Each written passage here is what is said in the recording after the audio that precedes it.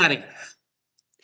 When you read Charles Dickens' Christmas Carol, you'll notice that he goes into a great deal of detail.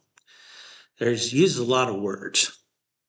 This is one of the reasons is that when Dickens was writing that story, it was actually serialized in a newspaper, ran across several editions, and Dickens was being paid by the word.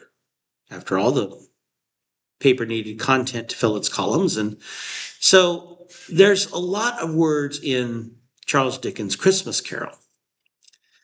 Now, the biblical writers didn't have that advantage.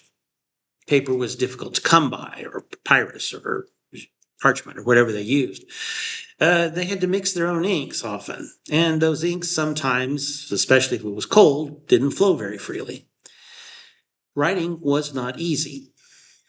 And so when we read the Bible, we see a lot of places where, well, why isn't there a better description? Why don't we know more about this? Well, it's part of the limitations they faced. And you'll notice that some of the stories or some of the parables of Jesus are very short, sometimes even only 2 or 3 lines. But then you run into those passages that are very long. The parable of the Good Samaritan, the woman at the well, the sheep and the goats. Or they're repeated. The parable of the sower actually appears twice. So what's happening here? Well, remember, the writers have to be careful. They have to be deliberate. These writings are not just written, they're crafted. They couldn't just jot something down on a Post-it. So when we find these long passages, we have to realize that the writer was packing as much meaning, as much information, as much insight, trying to convey as much wisdom and understanding that he could in a very, very short period of time. These longer passages need to be studied. Why is that word there?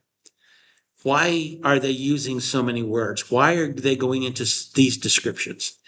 Every word is important. Every word has meaning. Last week I looked at Nicodemus at night, a long story, and I chose just a few verses out of it.